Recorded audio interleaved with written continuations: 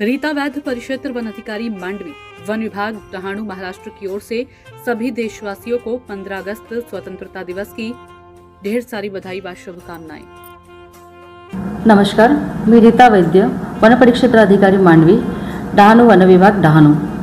आपल्या सर्वांचं हार्दिक स्वागत करते। स्वातंत्र्य दिनानिमित्त व दहीहंडी निमित्त आपल्या सर्वांना मनपूर्वक शुभेच्छा।